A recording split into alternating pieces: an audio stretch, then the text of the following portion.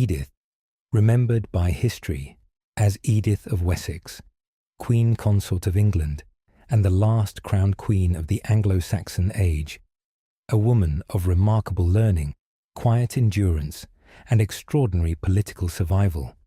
She was born into a family that stood second only to the royal house itself, and she was raised, from her earliest years, to bridge that final distance.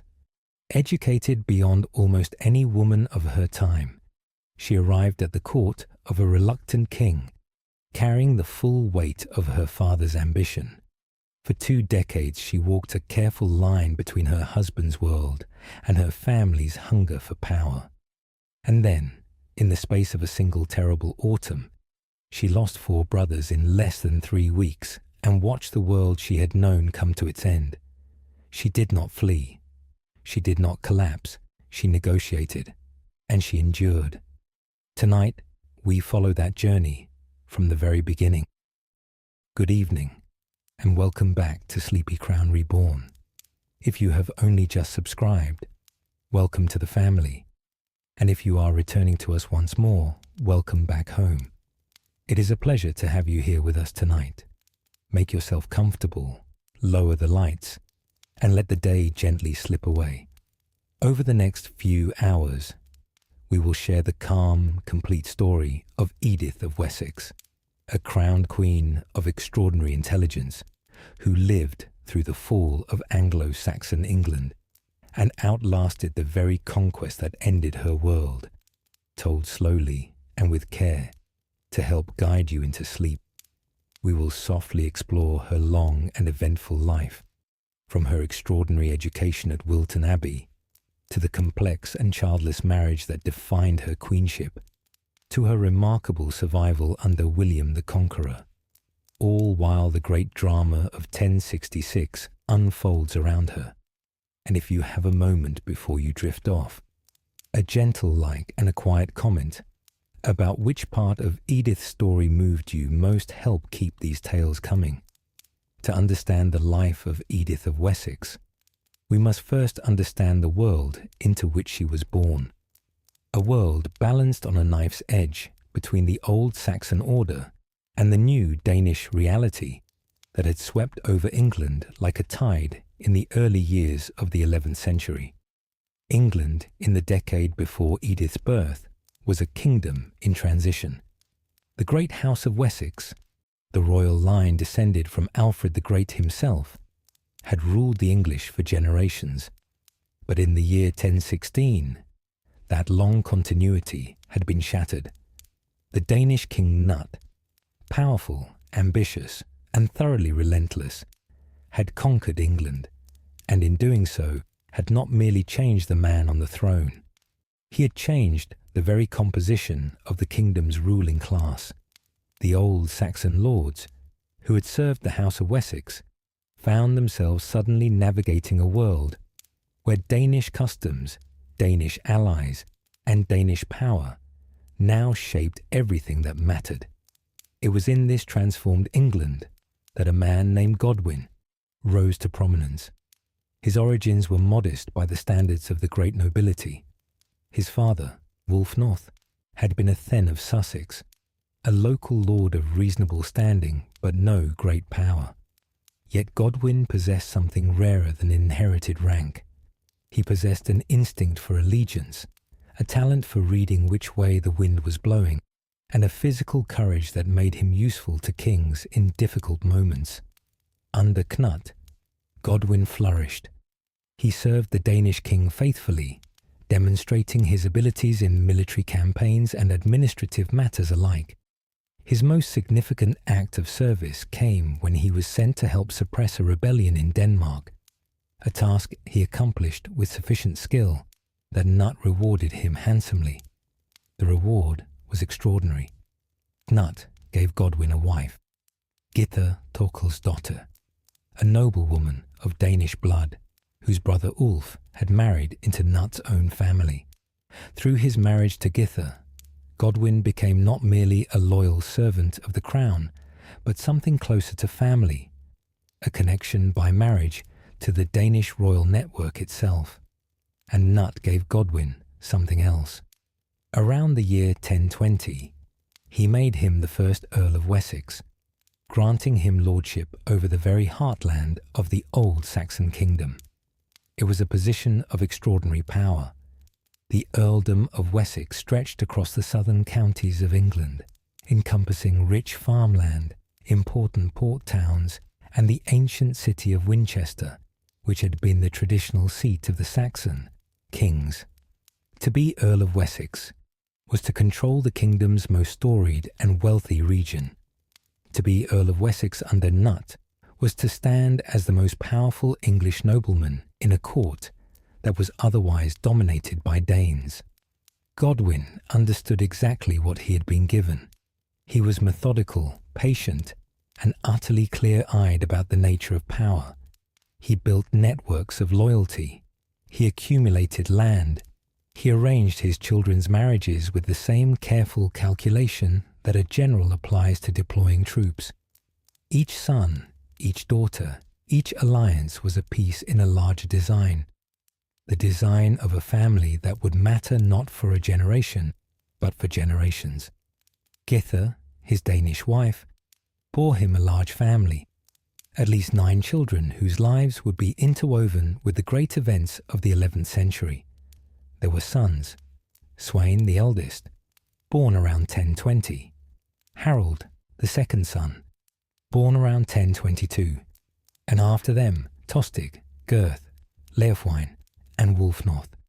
There were daughters too, Gunhild and Elfgifu, the younger girls, and before them all, the eldest daughter, born around the year 1025, the girl who would one day be a queen.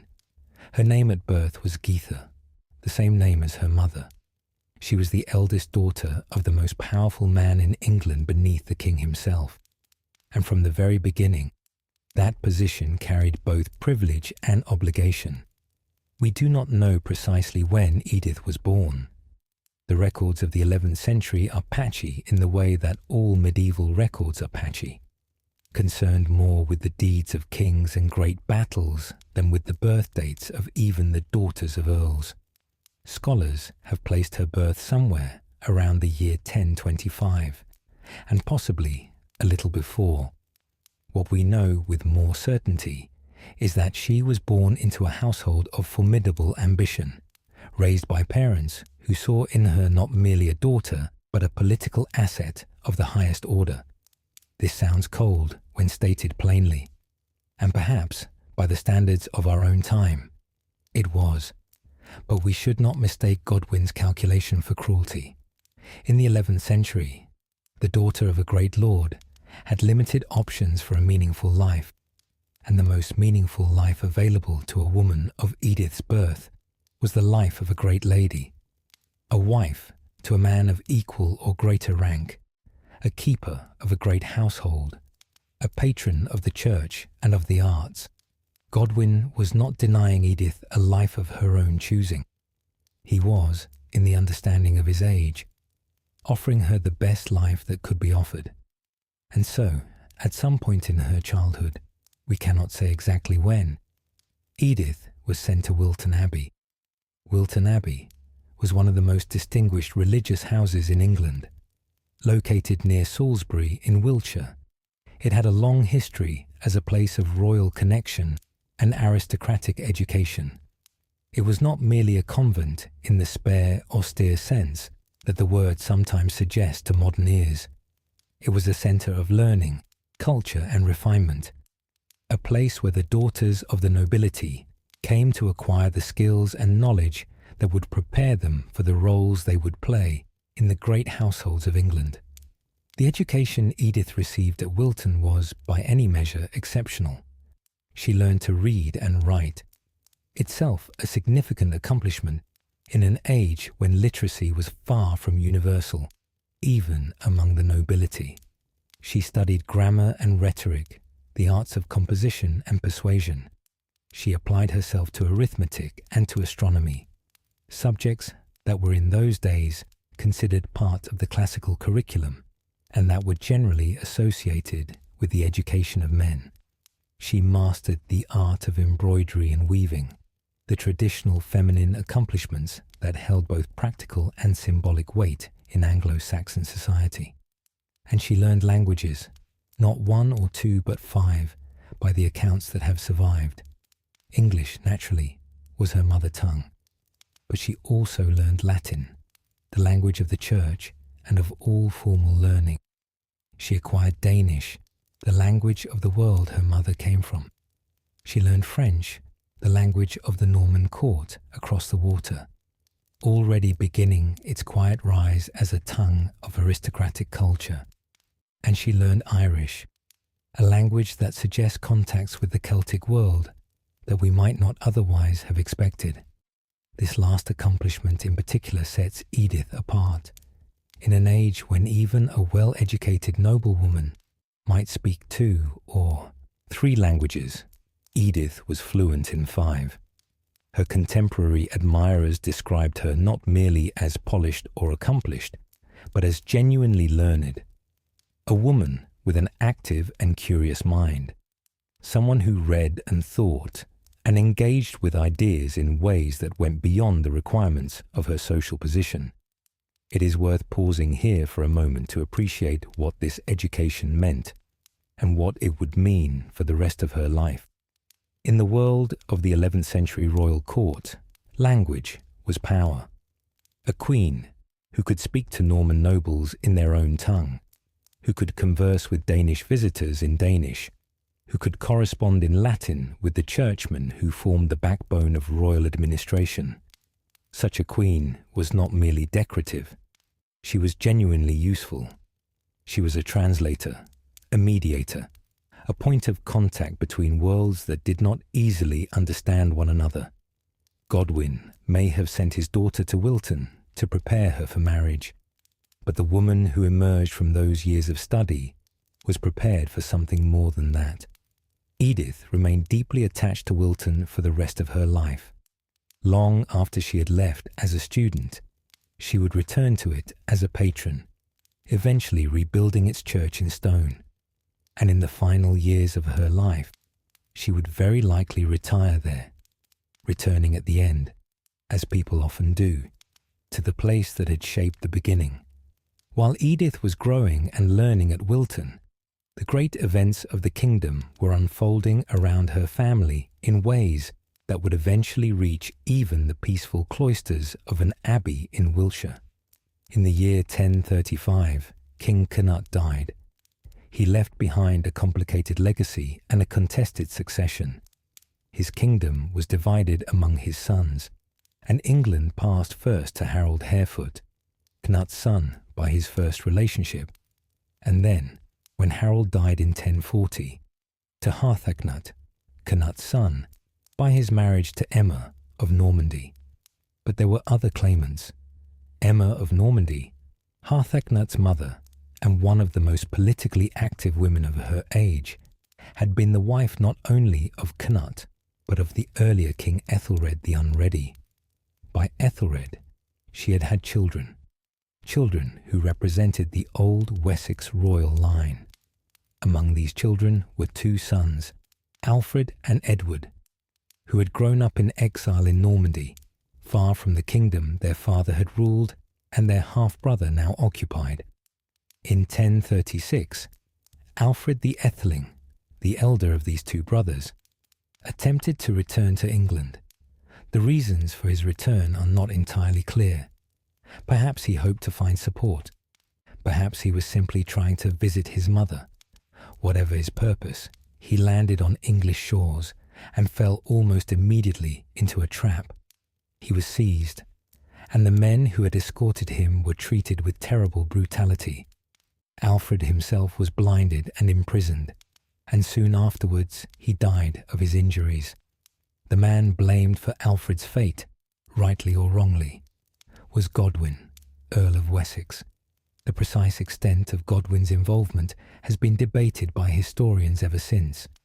What is clear is that Alfred died on English soil during a period when Godwin controlled the routes along which Alfred had to travel, and that the surviving brother, Edward, held Godwin responsible for his elder brother's death.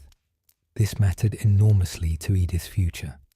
When Edward finally came to the English throne in 1042, the last surviving son of Ethelred the Unready, recalled from his long exile in Normandy to restore the native Wessex line, he brought with him a deep and abiding resentment of the Godwin family. He needed Godwin. The Earl of Wessex was the most powerful man in England, and no king could rule effectively against his opposition. But Edward did not trust Godwin. He did not like him, and the feeling, one suspects, was mutual beneath the surface of their necessary cooperation. It was into this fraught political arrangement that Edith, daughter of the man the new king blamed for his brother's death, would be offered as a bride. Edward the Confessor was a man of contradictions. He was the son of Ethelred the Unready, not the most auspicious lineage, and he had spent most of his life, roughly 30 years, in exile at the Norman court. He was, in many ways, more Norman than English. He spoke French more naturally than he spoke the Old English of his ancestors.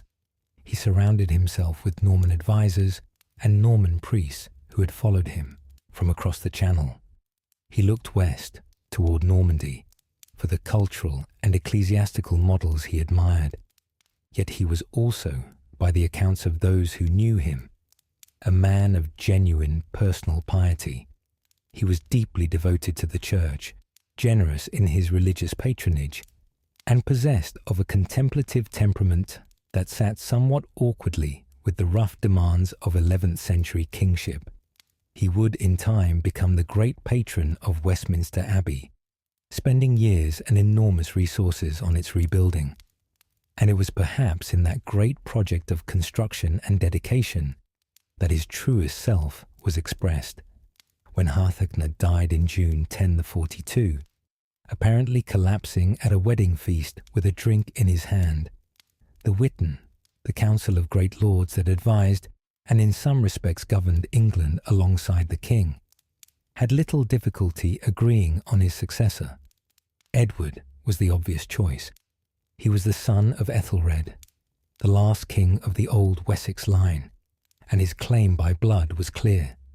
Godwin, for his part, strongly supported Edward's candidacy, partly because he recognized the political reality, and partly because he saw in the new king's need for support an opportunity to further entrench his own family's power.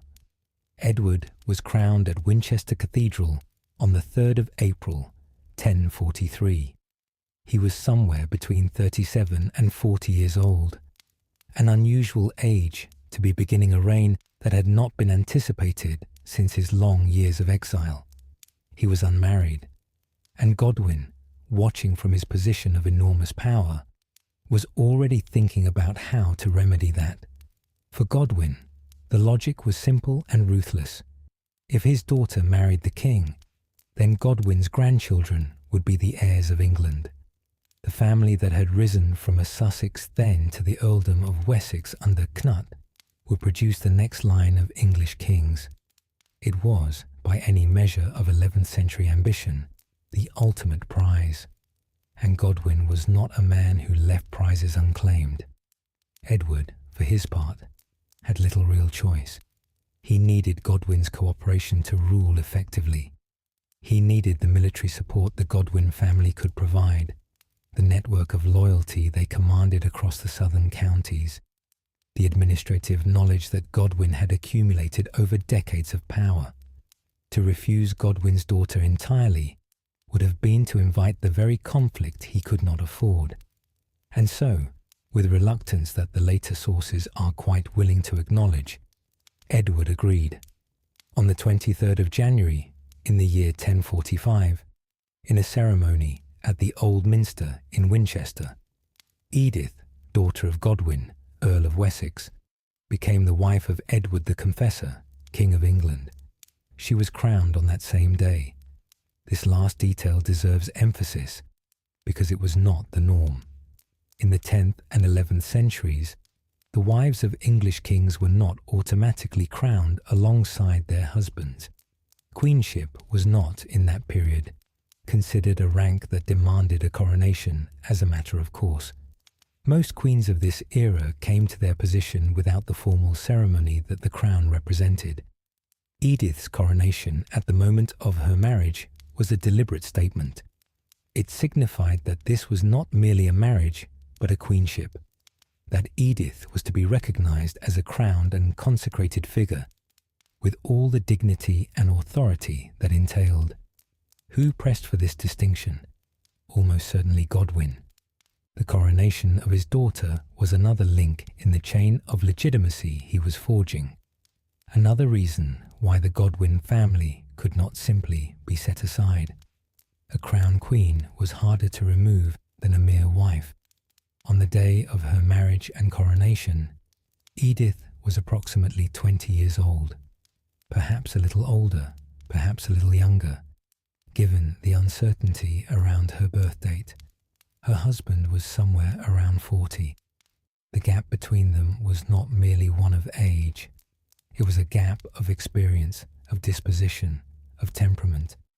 Edward had spent his formative years in the polished Norman court at Rouen, absorbing the culture of a world that was in many ways more sophisticated than the rougher, older Anglo-Saxon England he had returned to govern. Edith had spent her formative years at Wilton Abbey, absorbing a rigorous classical and literary education that was rare even among the most privileged.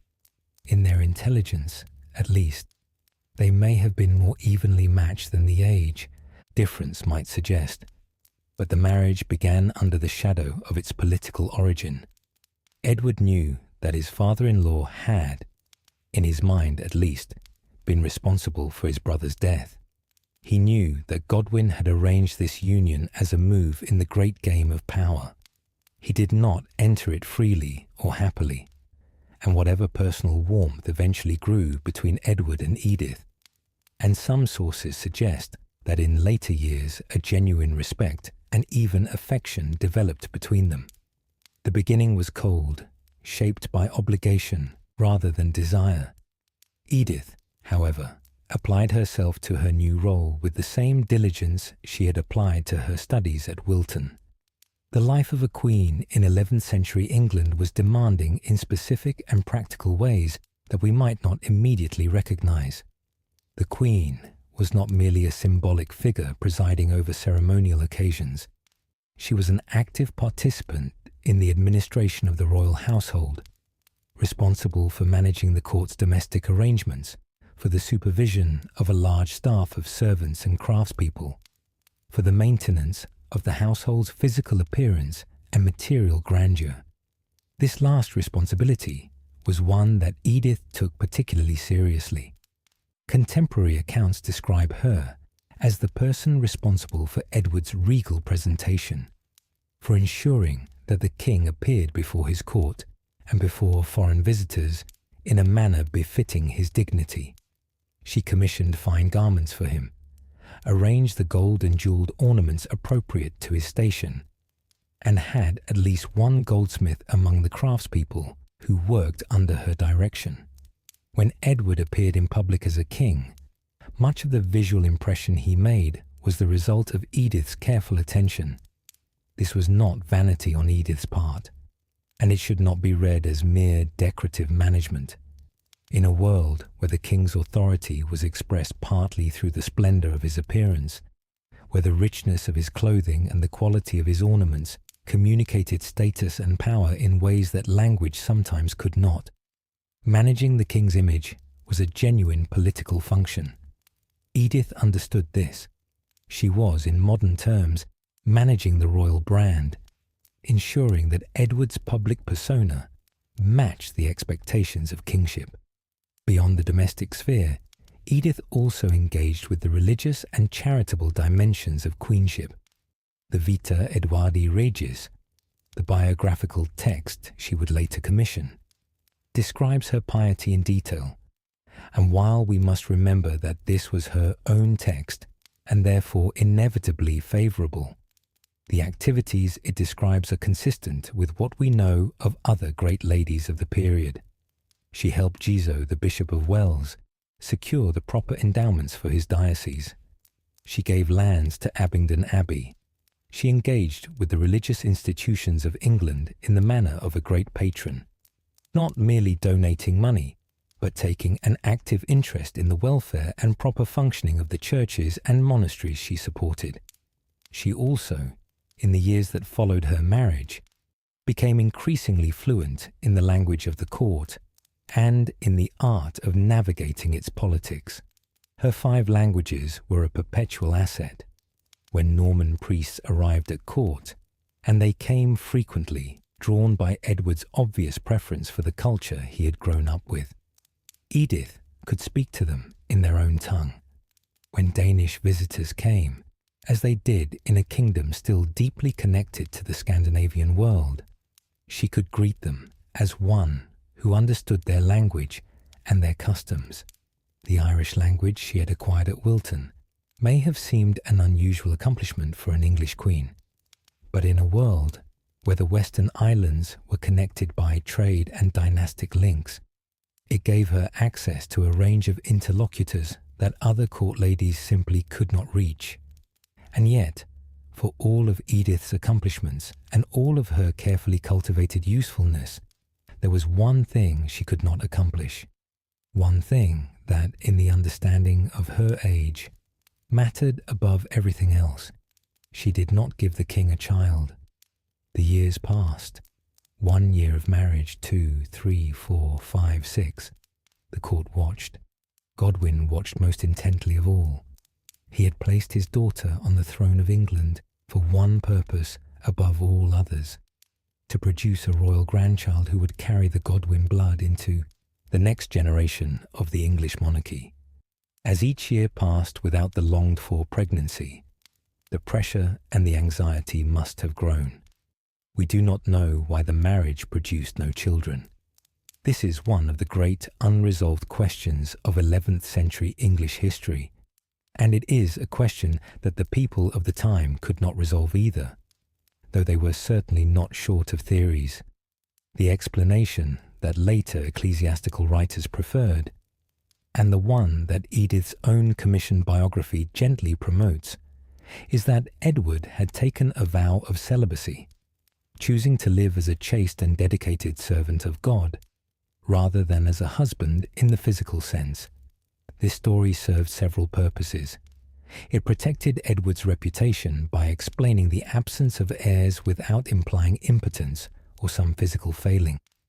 It enhanced his image as a holy man, an image that was being deliberately cultivated by those who wished to see him eventually recognized as a saint, and it protected Edith by framing the childlessness as Edward's deliberate choice, rather than any failing on her part. But modern historians have not been kind to this narrative. Frank Barlow, the most authoritative biographer of Edward the Confessor in the modern era, dismissed the celibacy theory with characteristic directness, writing that it lacked authority, plausibility, and diagnostic value. The simple truth is that we do not know why the marriage produced no children. It may have been infertility, his, hers, or mutual. Edward was, after all, approaching middle age by the time he married, and we should not automatically assume that the absence of children must be traced to some deliberate decision, rather than to the simple biological realities of an older man and the unpredictable circumstances of conception in any era. What we do know is that the childlessness was a source of genuine political tension. Godwin's grand design, a Godwin grandson on the throne of England, could not be fulfilled without an heir, and as the years passed without one, Edward's resentment of the Godwins, which had never truly been resolved, found new fuel in the frustration of a marriage that was not producing what it had been designed to produce. There was also the growing problem of the court's cultural divisions. Edward's preference for his Norman advisors, the men he had grown up with in Normandy, whose language and culture he shared, whose company he evidently preferred, was a persistent source of friction with the English and Danish nobility, who felt displaced by these foreign favourites. Godwin was the most vocal and the most powerful voice in the opposition to Norman influence. He and Edward had agreed to a necessary partnership, but the partnership was growing strained. By the late 1040s and into the early 1050s, the court of Edward the Confessor had become a place of considerable tension beneath its ceremonial surface. On one side stood Edward and his Norman circle, men like Robert of Jumièges, a Norman clergyman who had followed the king from across the Channel and whose influence over Edward was substantial. On the other stood the Godwin family and their allies, the great English and Danish lords who saw Norman influence as an intrusion, a challenge to their own authority, and a sign that Edward did not truly trust the people he governed. Edith, as queen, occupied a peculiar position in this divided court. She was by blood and loyalty a Godwin. Her father was the most powerful opponent of Norman influence. Her brothers were the next generation of that opposition. But she was also the king's wife, the crowned queen of England, bound by duty and by whatever personal relationship she had built with Edward to a degree of loyalty to the royal household. We can only imagine how carefully she had to navigate. Her languages were an asset here too. She could speak to the Normans in their own French, could participate in their conversations and their culture, could present herself as something other than simply an instrument of her father's ambitions. Whether she was fully trusted by Edward's Norman circle is another matter. She was, after all, Godwin's daughter. But she was also a woman of evident intelligence and considerable charm. The Vita Edwardi Regis would later describe her as placing herself modestly behind the throne, though it also acknowledges that her will was never entirely concealed. The description has a slightly complicated quality. It was written at Edith's instigation and presents her in the most favourable light possible. But even through the flattery, a recognizable figure emerges, a woman who understood that direct confrontation was dangerous, who preferred to operate through influence rather than open assertion, but who had genuine views and the intelligence and determination to see them acted upon. By the year 1051, those carefully maintained balances were about to collapse. The year 1051 was a year of catastrophe for the Godwin family, and with it, for Edith. The immediate trigger was an incident at Dover. Edward the Confessor's brother-in-law by his mother's side, Count Eustace of Boulogne, a Norman nobleman, had visited England that summer and was travelling back toward the coast when a violent altercation broke out between his retinue and the townspeople of Dover. The details of what exactly happened are disputed by our sources, but the outcome was clear. There was fighting, there were deaths, and Eustace arrived at Edward's court in a fury, demanding that the town of Dover be punished.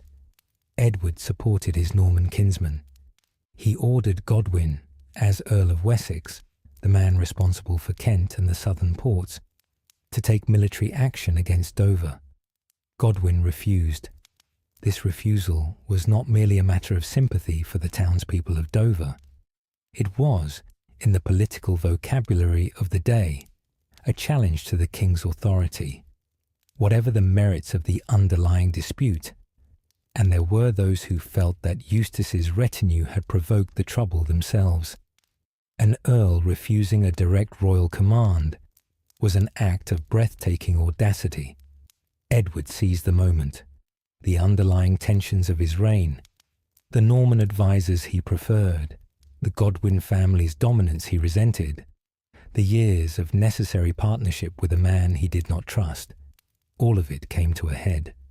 With the support of the two other great earls of the kingdom, Leofric of Mercia and Siward of Northumbria, Edward moved against the Godwins. Godwin and his sons were declared outlaws and given 5 days to leave England. They went. Godwin and some of his sons took ship for Flanders. Harold and another brother made for Ireland. The greatest family in England had been expelled almost overnight, and Edith, the Queen of England, the crowned wife of the king. She was stripped of her lands, her possessions were confiscated, and she was sent to a nunnery. The nunnery to which Edith was sent was most likely Wilton Abbey in Hampshire, a religious house in the southern part of England, not far from Winchester. Some sources suggest it might have been her beloved Wilton, the place of her education and her deepest personal attachment. The exact destination we cannot say with certainty. What we know with complete certainty is that she was sent away, removed from the court, and from any position of influence, her status as queen suspended if not yet formally revoked. The meaning of this was stark. In sending his queen to a nunnery, Edward was doing what queens in difficult positions had done, and had done to them throughout the medieval period.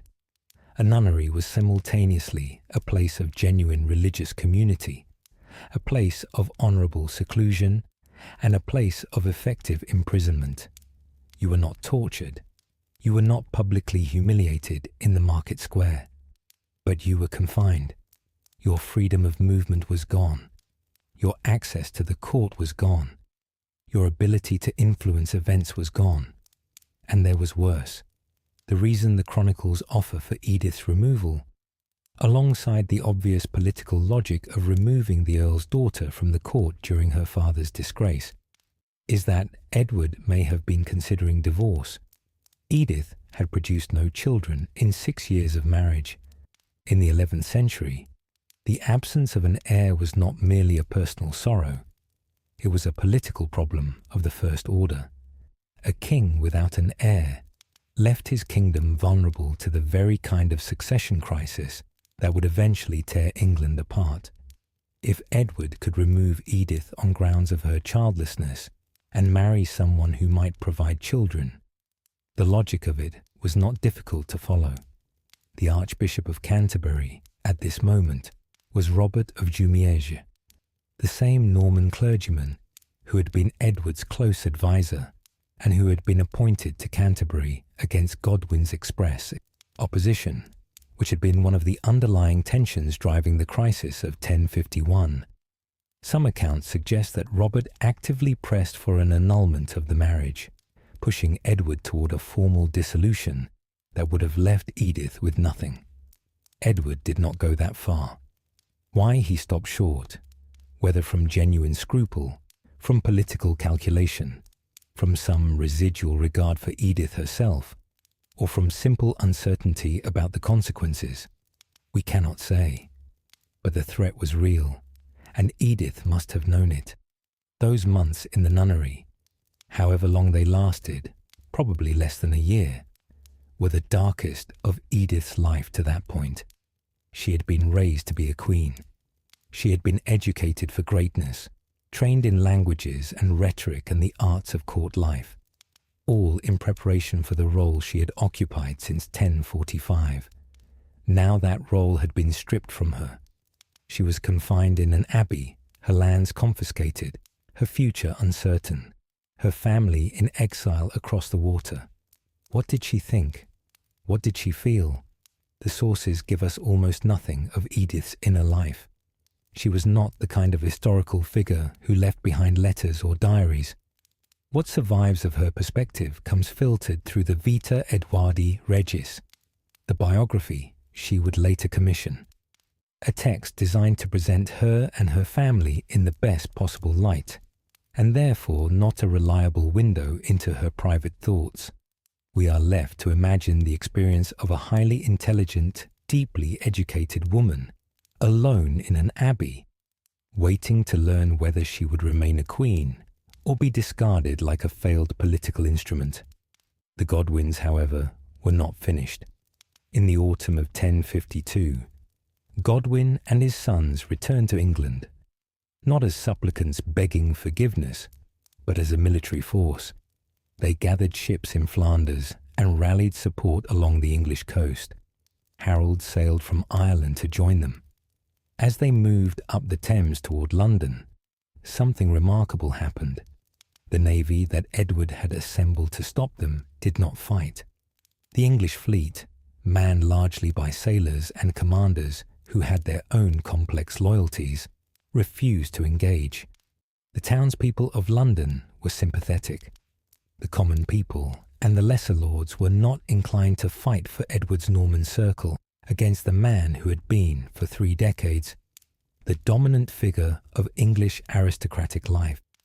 Edward found himself without the military backing he needed to resist.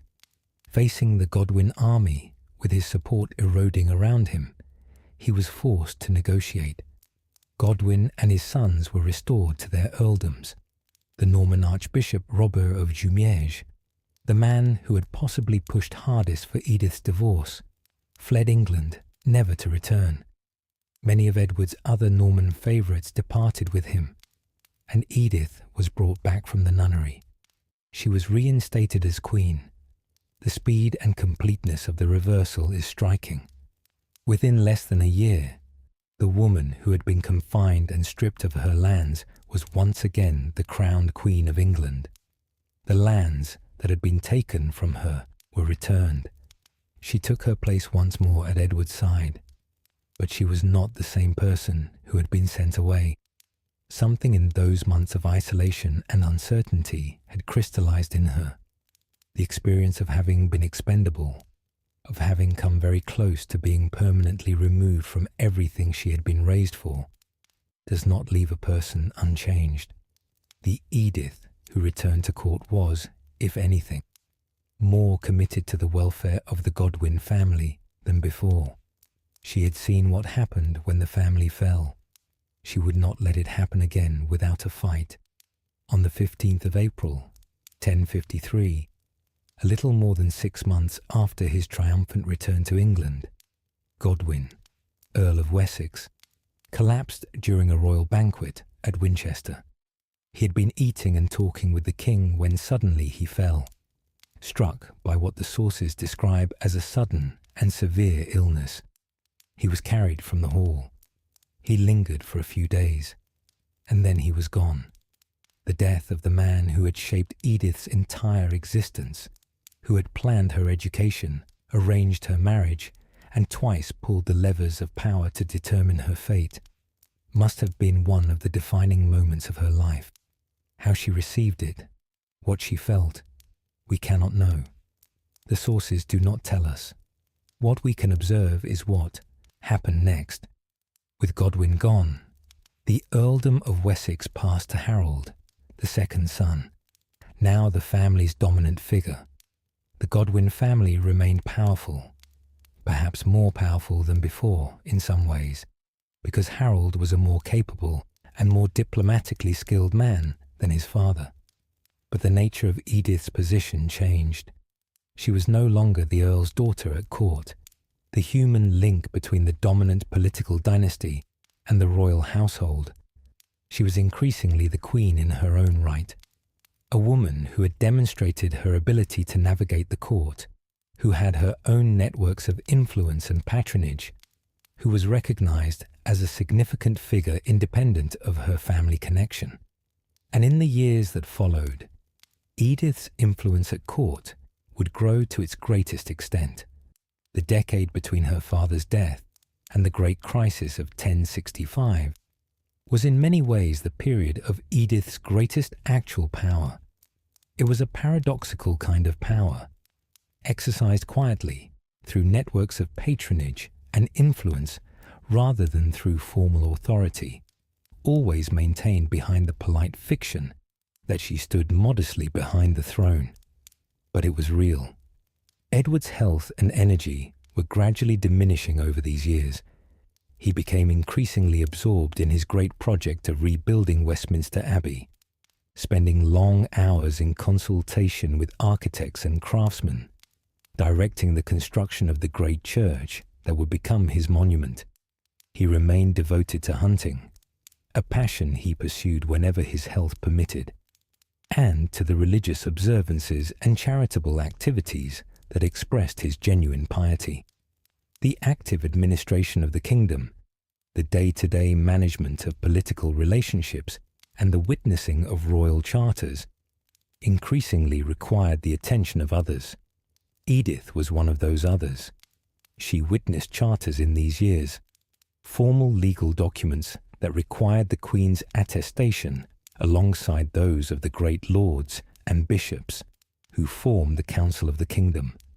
Her presence on these documents is evidence of genuine participation in the processes of governance, not merely ceremonial proximity to power. She also extended her patronage networks during this period. The Vita Edwardi Regis notes, with some ambiguity, that she had a habit of acquiring saintly relics from monasteries, bringing them to locations where she could examine and select the best of them for her favoured institutions. The monks of Evesham, the text suggests somewhat ruefully, found this practice rather alarming. The image it conjures is of a formidable woman who did not feel particularly constrained by monastic resistance when she had decided she wanted something.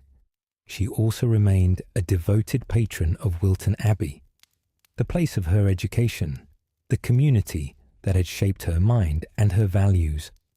In these middle years of her life, she funded and oversaw the rebuilding of Wilton's church in stone, replacing the older wooden structures with something more permanent, more magnificent, more worthy of the community she loved. In the year 1057, something significant happened at the English court, significant for England's future, and in a quiet way, significant for Edith personally. A man arrived from Hungary. His name was Edward, and he was known as Edward the Exile, the son of Edmund Ironside, himself the son of Ethelred the Unready, which made this visitor a surviving member of the old Wessex royal blood. He had spent virtually his entire life abroad, sent away as a child in circumstances that suggest someone had hoped he would not survive to adulthood. But he had survived, had married a noblewoman named Agatha, and had become a settled figure in the Hungarian court. Edward the Confessor, aging and childless, had invited him to England, the most direct acknowledgement yet that the king was thinking about succession and recognized that his closest legitimate heir by blood was this man who had grown up an ocean away. Edward the Exile arrived with his wife and their children, a daughter named Margaret and a son named Edgar, who would later be known as Edgar the Etheling. And then, almost immediately after his arrival, Edward the Exile died. The circumstances were suspicious enough to prompt whispers. Some later writers would suggest that he had been removed by those who did not want a legitimate Wessex heir too close to the throne. But the historical evidence for any deliberate intervention is thin. People did simply die in the 11th century, often with little warning.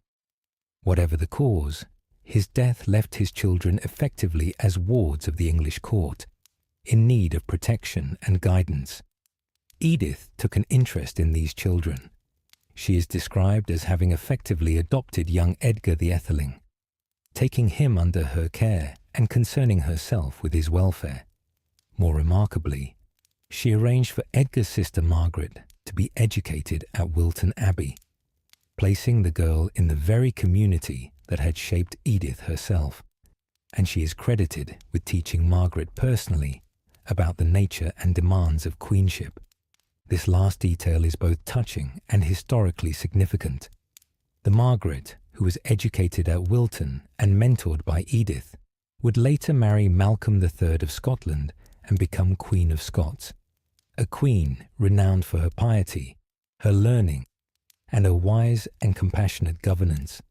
In later centuries, she would be recognized as a saint, and she would carry into her Scottish queenship lessons learned, at least in part, from a woman who had herself spent a lifetime navigating the complex demands of that role.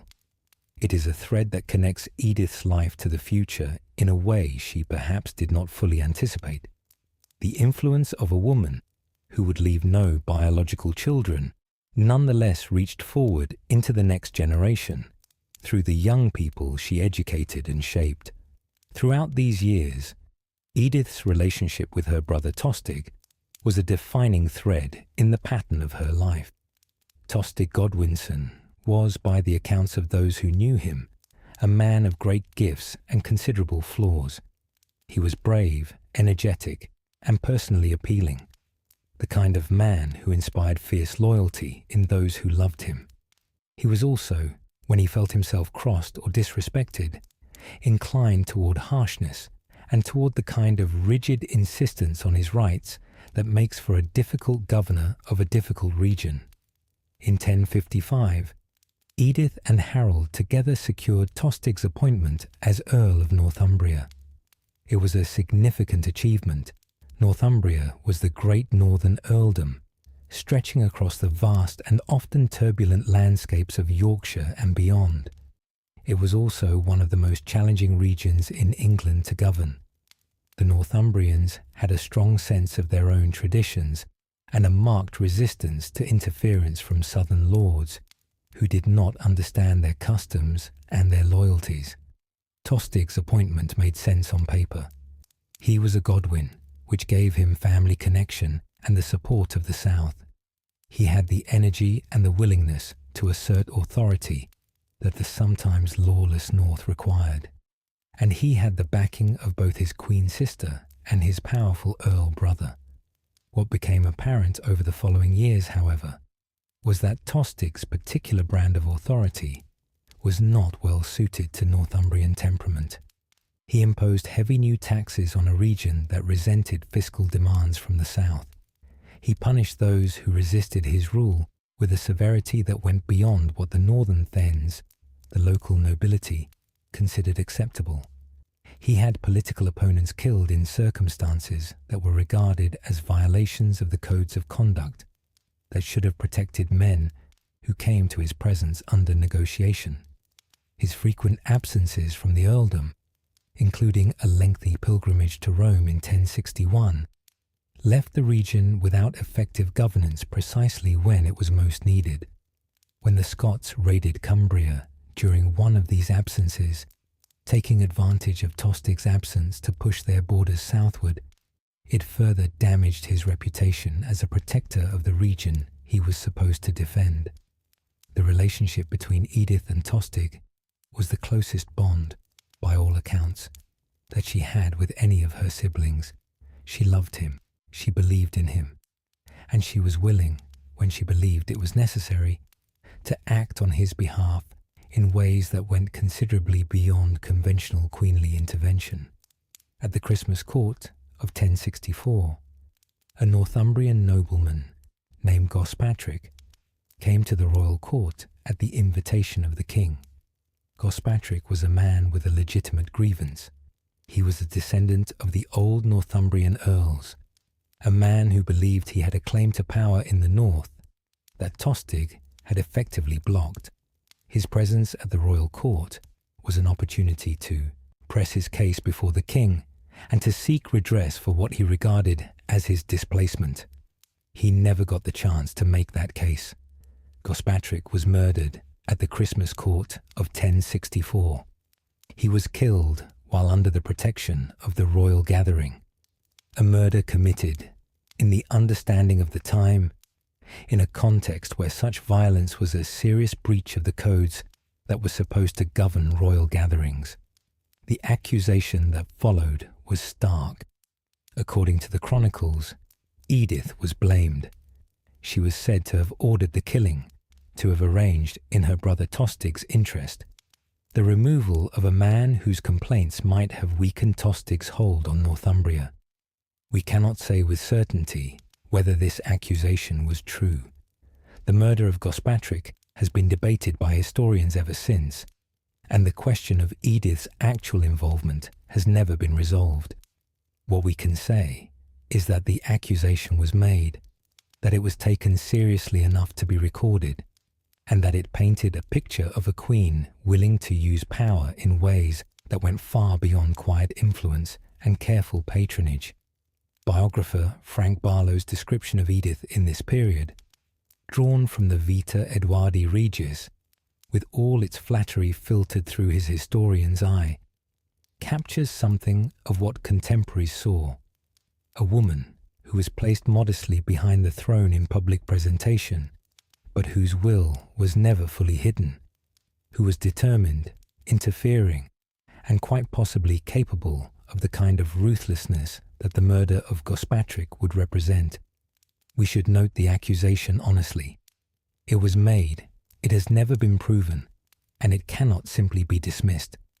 The woman who had survived her family's exile, who had returned to court with hardened determination, who had spent a decade building influence and protecting her family's interests. This was a woman who had learned that the world rewarded those who acted decisively when the moment required it. Whether she acted too decisively at Christmas 1064 is a question that history has not resolved. The murder of Gospatrick, whatever its true origins, did not solve Tostig's problem. If anything, it made it worse. The sense among the Northumbrian nobility that Tostig was governing through fear and through the kind of violence that violated their traditional codes of conduct was not diminished by one more death. It was intensified. In October 1065, Northumbria erupted.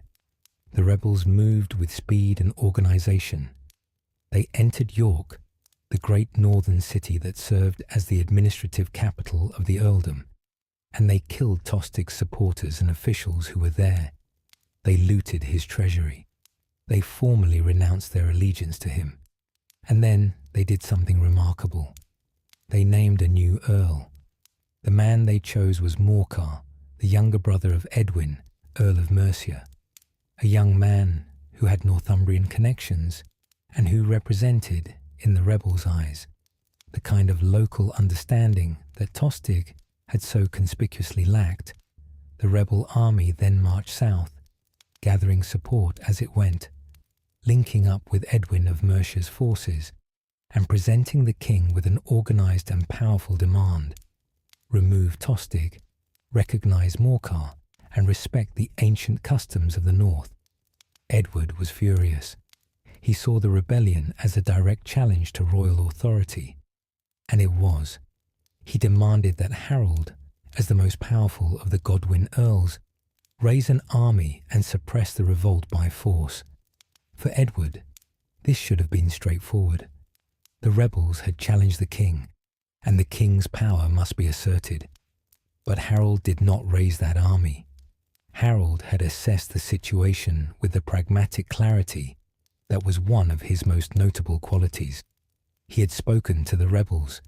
He had surveyed the support they commanded, and he had concluded that suppressing this rebellion by force would require a large and destructive military campaign against people who had, by any reasonable accounting, legitimate grievances against their earl. He chose to negotiate instead, presenting the rebels' demands to the king and recommending that Edward give way. Edith was incandescent. Her fury at Harold's decision is recorded in the sources with unusual directness. She had supported Tostig's appointment. She had defended his rule. She had almost certainly acted to protect his position at the Christmas court the previous year. And now her, brother Harold, who should have been standing with the family, was instead choosing to accommodate the men who had driven Tostig from the north. Tostig, for his part, accused Harold directly of conspiring with the rebels, of having secretly encouraged or enabled the revolt as a way of removing a brother who had become inconvenient. Harold publicly swore his innocence of any such conspiracy, and the weight of historical opinion has tended to take his oath at face value.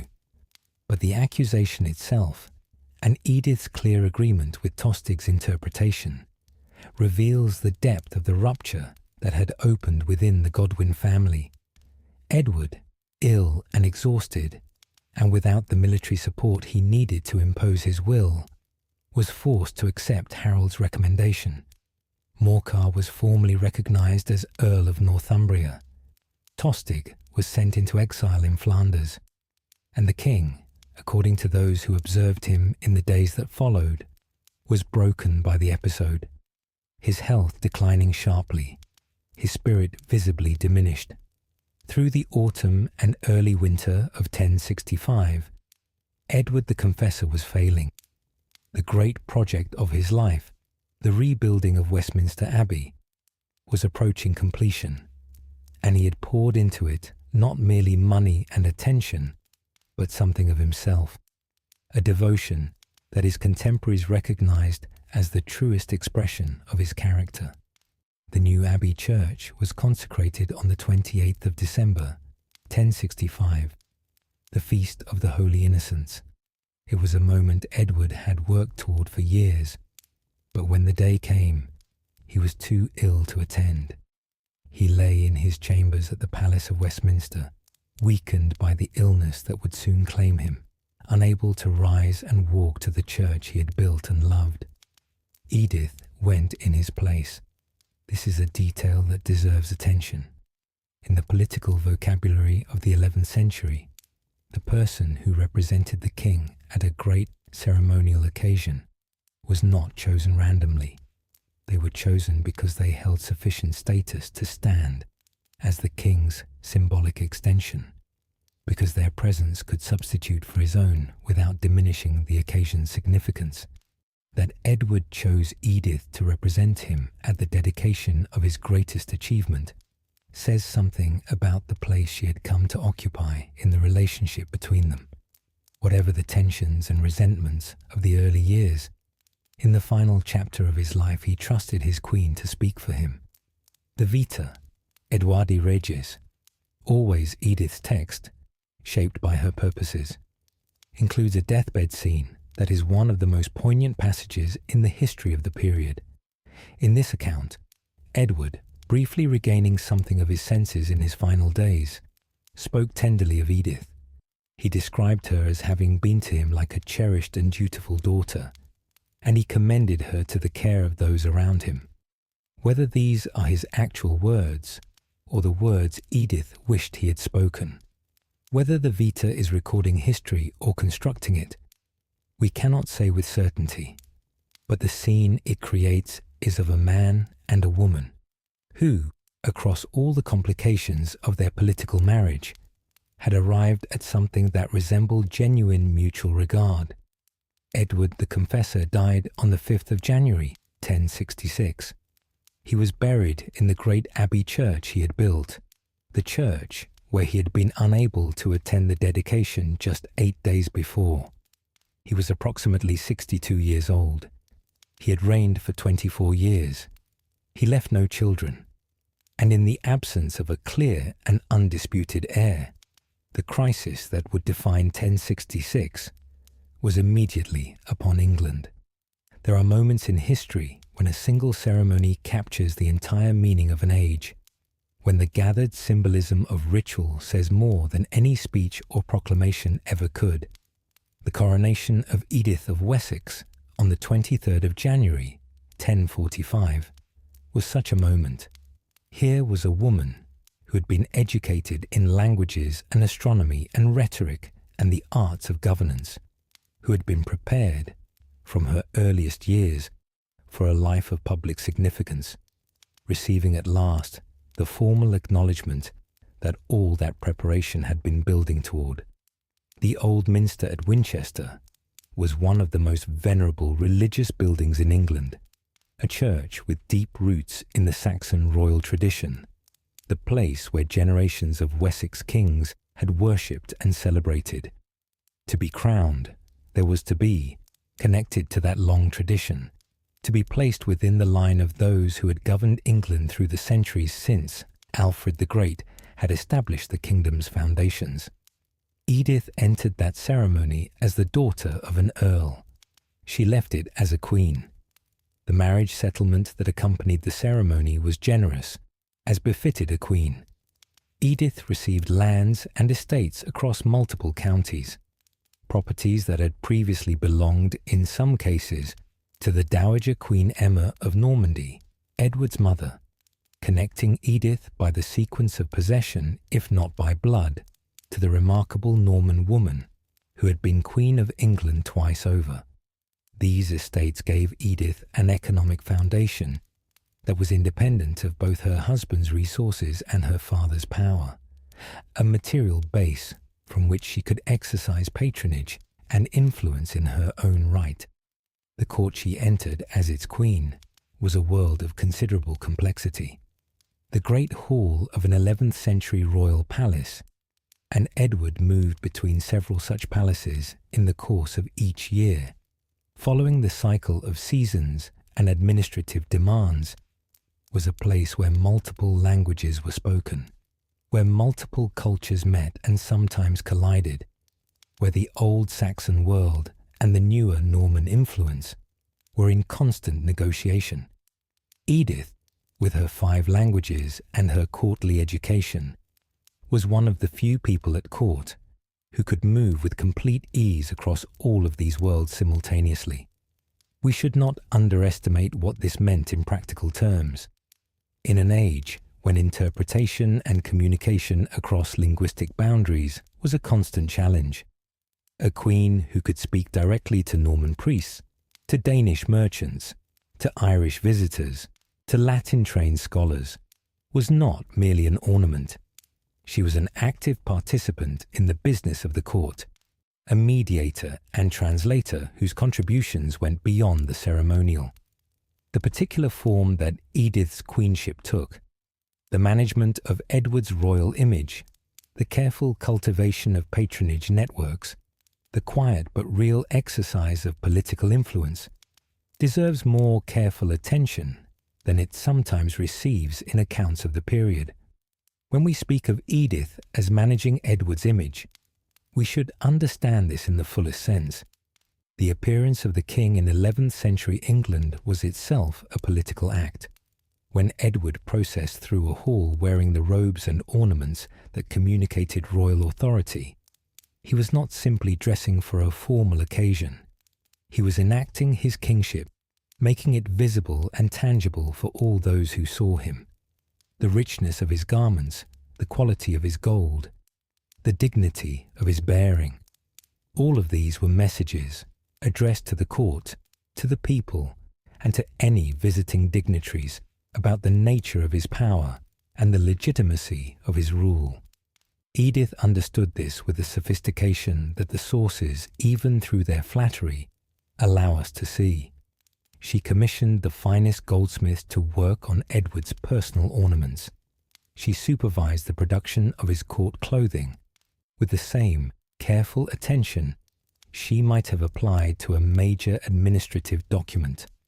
At least one goldsmith was numbered among her personal tenants, a craftsman whose work was directly in service of the royal image that Edith was responsible for maintaining. This was a form of power exercised at one remove from formal authority, which is to say, it was the kind of power that intelligent women throughout history have often learned to exercise when the forms of direct authority are not available to them.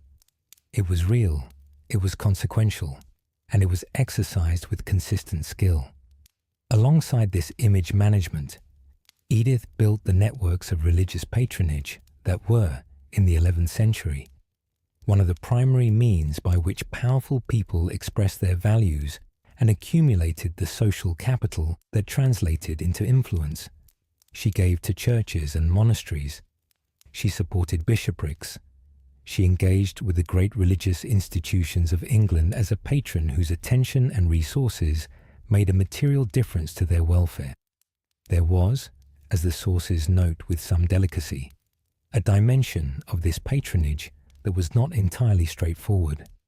The relics of saints, the physical remains of holy men and women that served in medieval devotion as points of contact between the earthly world and the divine, were among the most precious possessions of any church or monastery. They attracted pilgrims, generated donations, and gave the community that held them a kind of spiritual prestige that translated into real social and economic standing. Edith, by the accounts of those who observed her, had a pronounced interest in acquiring the best relics for her favoured institutions, particularly for Wilton Abbey. The monks of Evesham, one source records with some pique, had found on at least one occasion that Edith had arranged for their relics to be brought to a central location where she could examine and select the finest of them. This was not theft in any simple sense.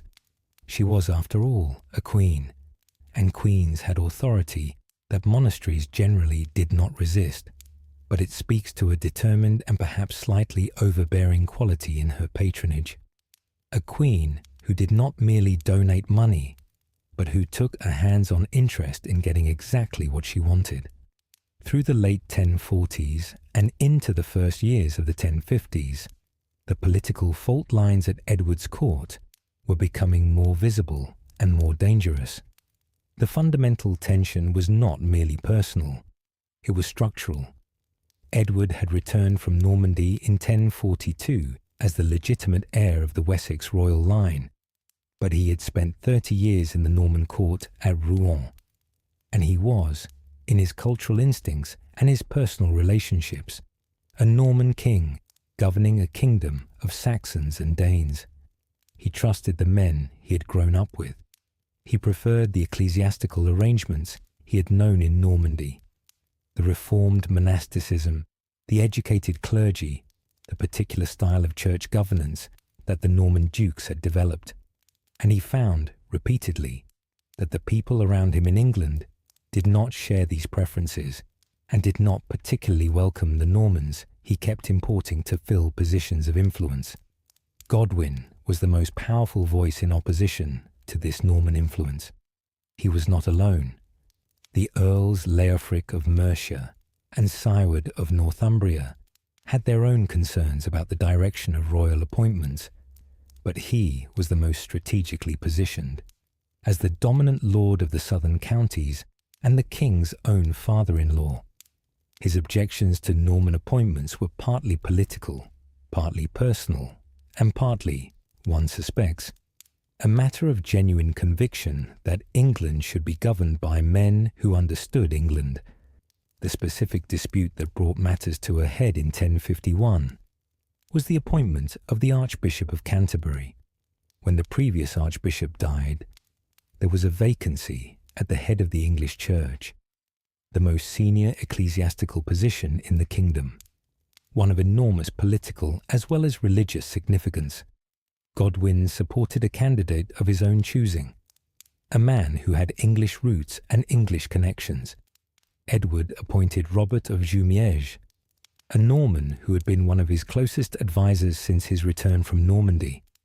This appointment was not simply an ecclesiastical matter. It was a statement about whose advice the king valued, whose cultural and political world he considered primary, whose vision for England's future he preferred. In choosing Robert of Jumièges over Godwin's candidate, Edward was telling the English nobility something about where his loyalties ultimately lay. Godwin could read that message as clearly as anyone, and when the opportunity to resist came, in the form of the Dover dispute and the order to punish the town, he seized it, perhaps calculating that his strength was sufficient to force the king to back down. He was wrong, and Edith paid the price alongside him. To understand what Edith's confinement in the nunnery meant, what it felt like, what it threatened, we need to appreciate both the practical and the symbolic dimensions of that experience. Practically speaking, a nunnery was a closed community. You entered. You did not leave without permission. The rhythms of religious life, the prayers, the meals, the work, the sleep, were determined by the community's rule, not by your own preferences. For a woman accustomed to the court, to its variety and motion, its constant flow of people and information and activity, the stillness of a religious house would have been a profound shock. But it was the symbolic dimension that mattered most. To send the queen to a nunnery was to send a message about her status. She was no longer the crowned queen presiding over the court. She was a confined woman, her freedom removed, her possessions taken, her future uncertain. The nunnery was not a punishment in the formal sense.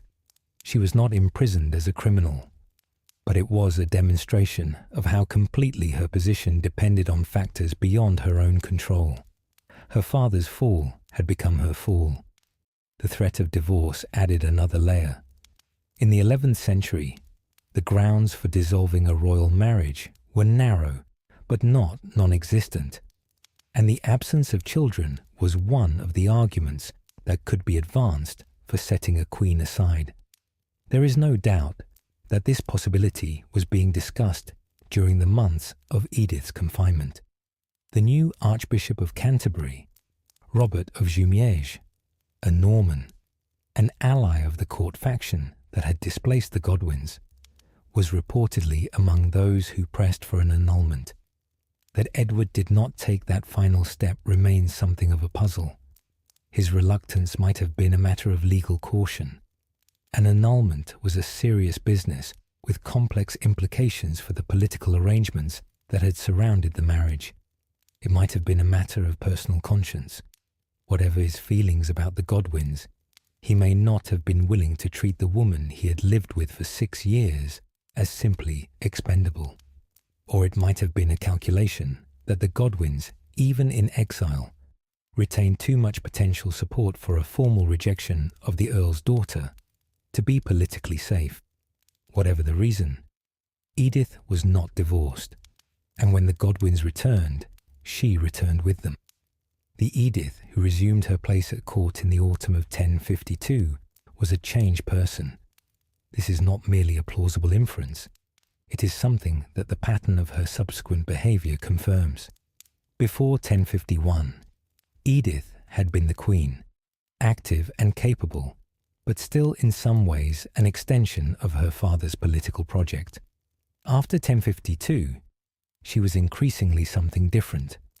A woman with her own agenda, her own networks, her own determination, and the experience of having been stripped of everything to sharpen her understanding of what she needed to protect. Her loyalty to her family, already strong, had been tested in fire and emerged not diminished but intensified. Her resentment of the forces that had brought her low, the Norman faction, the courtiers who had whispered about divorce, the Archbishop who had pressed for her removal, was quiet but real. Her intelligence had been applied through those months of confinement to understanding exactly how precarious her position was and what she needed to do to secure it. She also understood something new about her husband. Whatever Edward had felt during those months, about the Godwins, about Edith, about the choices he had made, he had not been able to maintain the position he had attempted to assert. When the Godwins returned with military force, he had given way. His Norman favourites had fled. His preferred archbishop had departed. The court that reassembled in the autumn of 1052 was in many ways a Godwin court, and Edith was at its centre. This was not a position she had sought through any aggressive personal action. She had survived. That was what she had done. But survival, in the circumstances of 1051 and 1052, was itself a form of achievement. In the decade that followed her return, roughly from 1052 to the crisis of 1065, Edith operated within what we might describe as the mature form of her queenship. The dramatic confrontations of the early years were behind her. What remained was the patient, careful, daily exercise of influence in a court where her position was now substantially more secure than it had been. She witnessed charters. This prosaic detail carries more significance than it might initially appear. The witnesses to a royal charter were not chosen randomly or as a mere formality. They were the people whose attestation gave the document legal weight, who were being recorded as present and as accepting the authority of what was being enacted. To witness a charter was to be acknowledged as a figure of sufficient standing to lend the document the credibility of your name. Edith's regular appearance as a charter witness in this period is evidence that she had been accepted into the inner circle of royal governance, that her presence at official acts was regarded as appropriate and meaningful. She also continued her patronage activities, Wilton, the religious houses she had supported from the beginning, the individual scholars and ecclesiastics who came within her orbit. Among these was the hagiographer Gosselin, who would in later years record that Edith had provided him with information about St. Kenelm, one of the venerated Anglo-Saxon saints. This detail connects Edith to the broader project of recording and preserving the traditions of English Christianity, a project that had particular urgency in a court where Norman influence was always threatening to displace the older English religious culture. She was also, in these years, engaged in a form of political management that concerned her brother Tostig. Getting him appointed to Northumbria in 1055 was a significant achievement. Northumbria was not a prize easily granted, and its award to a Godwin's son represented a substantial expansion of the family's territorial influence. Harold's support was essential, but so was Edith's influence on Edward, and the sources credit both siblings with securing the appointment. Among the most lasting of Edith's achievements during this period was the rebuilding of Wilton Abbey's church in stone. The medieval building programs that transformed England's religious landscape are often attributed to the great bishops and abbots who formally oversaw the institutions involved. But the patrons who funded those programs, the queens and countesses and wealthy lords who provided the resources and the direction, were equally crucial to the process. Without Edith's attention and resources, the stone church at Wilton might not have been built in the years when it was built. The significance of stone is worth noting. In the 11th century, building in stone was a statement of permanence, a declaration that what was being created was meant to endure, to survive the ordinary cycles of decay and replacement that consumed timber structures within a generation or two. When Edith rebuilt Wilton's church in stone, she was not merely improving the facilities of a religious house she loved. She was making a statement about continuity, about the permanence of the institution, about the permanence of her connection to it, about the permanence of the values it represented. Wilton would survive the Norman conquest. It would continue as a community for centuries after Edith's death, and the stone church that she funded would serve as its heart long after she herself was gone.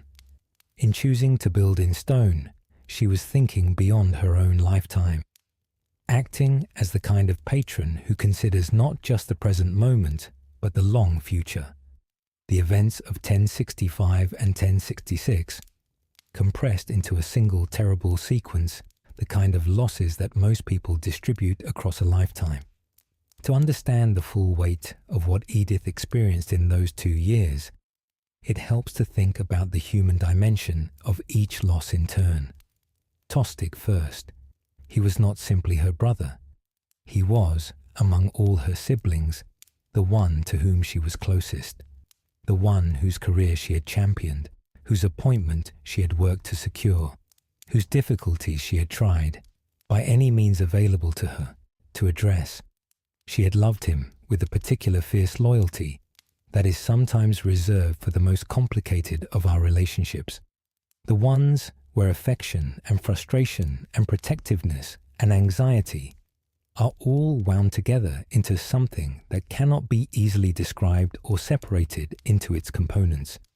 When Tostig died at Stamford Bridge, fighting against his own brother, having chosen a foreign alliance over any possibility of reconciliation with the family that had failed to stand by him, the loss was compounded by the nature of the rupture that had preceded it. He had not died in good standing with his family. He had died in conflict with Harold, the brother Edith had also loved. He had died in Edith's estrangement, if not her total enmity. Whether she would have reconciled with him, whether she had already begun to regret the bitterness of 1065, we cannot know. The Battle of Stamford Bridge foreclosed that question permanently.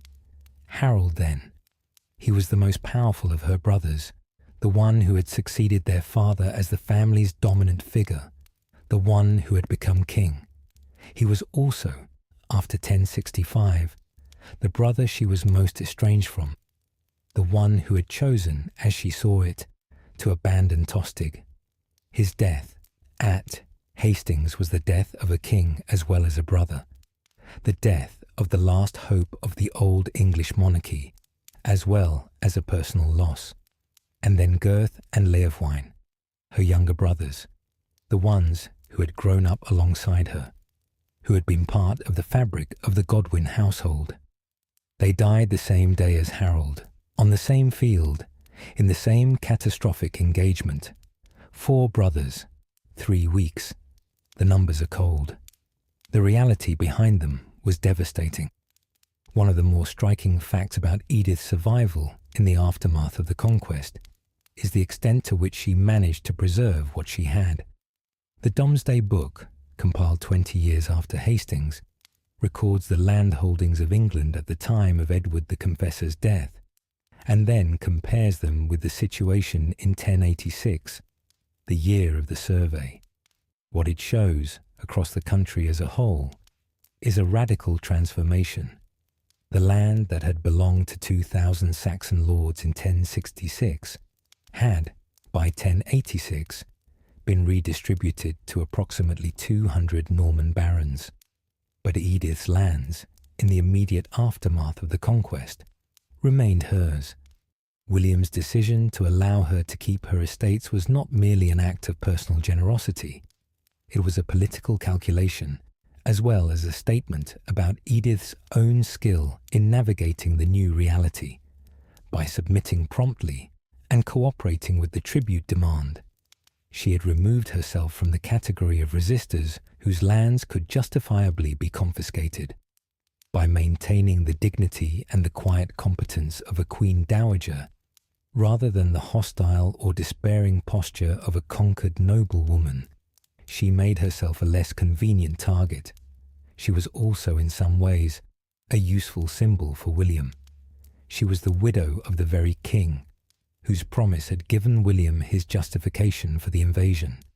Treating her well, allowing her to keep her wealth, arranging her funeral with honour, reinforced William's claim to be the legitimate successor of Edward the Confessor, rather than simply a conqueror. It cost him relatively little to treat her well, and it served his interest to do so. The Vita Edwardi Regis remains the most significant of Edith's legacies, but we should not allow its importance to obscure the human reality of what it represented. When Edith commissioned this biography, she was not merely executing a political strategy. She was trying to make sense of what had happened to her world. The first book of the Vita is, in effect, a history of the Godwin family, a carefully constructed account of her father's rise, her brothers' careers, the events of Edward's reign, in which the Godwins played the central role. Reading it, we can sense Edith's hand in the choices of what to emphasize and what to pass over, in the sympathetic framing of moments that were more ambiguous than the text admits, in the careful positioning of the family as the true heroes of the English story, even in the shadow of defeat. The second book turns to Edward, to his holiness, his miraculous qualities, his religious devotion. This section served a different purpose: the campaign to have Edward recognized as a saint, which would eventually succeed in 1161, long after Edith's death. But even here, Edith's interests were engaged.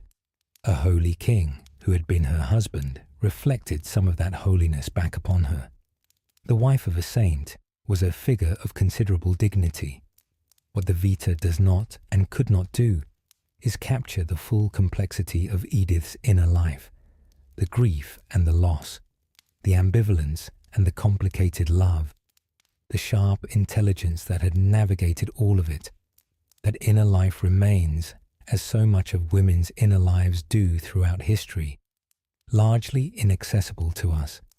We see the actions, we see the patterns, we see sometimes the results of decisions we can only infer. The person who made those decisions is glimpsed only in fragments. One detail that the sources preserve about Edith's life under Norman rule is small but significant. She kept an entirely English household. No Norman servants, no Norman attendants. The people around her, in the Winchester establishment where she lived out her final years, were English, men and women whose language was the language she had grown up speaking, whose customs were the customs she had been raised in, whose understanding of the world matched the understanding she had been shaped by at Wilton and at the royal court. This was, in a quiet way, a form of cultural resistance. England in the years after 1066 was being rapidly transformed by the Norman presence. New buildings, new ecclesiastical arrangements, new legal structures, new landlords, and, above all, the steady displacement of Old English as the language of government and culture by the French that the Norman ruling class brought with them. Within a generation, the England Edith had known would be substantially different in ways that would shape the country for centuries. But inside Edith's household, it was still, in some meaningful sense, the Old England. The language spoken was Old English.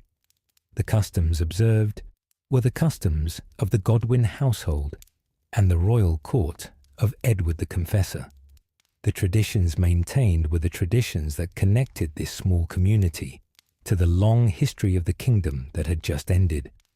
Edith did not and could not save Anglo-Saxon England. No single person could have done that, but she could preserve, within the sphere of her own life, something of what it had been. She could ensure that the people around her remembered. She could tell the stories, share the information, pass on the knowledge. She could be, in her own person, a continuity between the world that had been and the world that was emerging. We do not know exactly when Edith retreated to Wilton. The sources suggest that it happened at some point in her later years, that the woman who had been at the centre of English court life eventually withdrew to the community that had been her first home outside her father's household. Wilton Abbey was, by the time she returned to it, as a patroness, and eventually perhaps as a resident, a substantially different building from the one she had left as a young woman. The stone church she had funded stood where the older wooden structure had been. The community she had loved had grown and changed through the years of her queenship, but it had maintained the character that had drawn her to it in the first place: scholarly, cultured, connected to the world of learning and devotion that Edith had inhabited since her girlhood.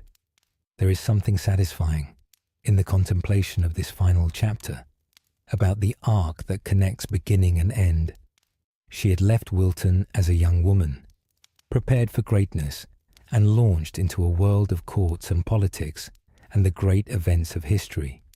She returned, if she returned, as the sources suggest she probably did, as an old woman who had lived through more of those great events than almost anyone else of her generation. The abbey that had given her the tools to face the world received her back when the world had been faced and survived and finally relinquished.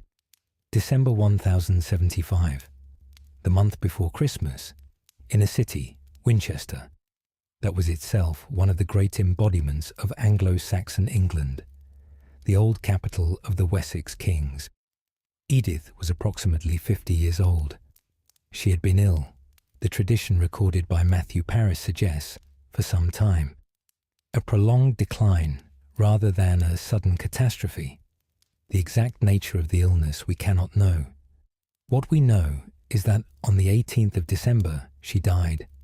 The Anglo-Saxon Chronicle records the event with the economy of language that the great medieval chronicles employ for even the most significant of deaths. Edith the Lady died 7 nights before Christmas at Winchester. She was King Edward's wife, and the king had her brought to Westminster with great honour and laid her near King Edward, her lord. That phrase, "the king had her brought," refers to William, of course, the conqueror who in 1075 was still ruling England with the comprehensive authority he had established in 1066 and maintained through nearly a decade of Norman governance.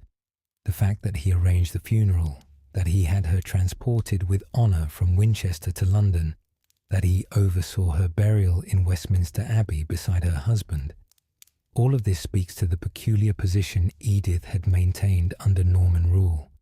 She was not one of them. She was the last significant survivor of the Anglo-Saxon world they had replaced, and yet William treated her with respect, with ceremony, with the honours appropriate to her rank. She had made herself, through her cooperation and her quiet dignity, and her remarkable ability to be useful without being threatening, into someone the Normans found worth honouring. Westminster Abbey received her as it had received Edward, the great church that Edward had built, that had been the site of the dedicatory ceremony at which Edith had represented him in those final days of 1065, that had become, under Norman rule, the coronation church of a new dynasty. In being buried there, Edith was connecting herself one last time to the institution that best represented the continuity between the old England and the new, the church that was simultaneously Edward's monument and William's coronation place, simultaneously the culmination of the Saxon building tradition and the beginning of the Norman one.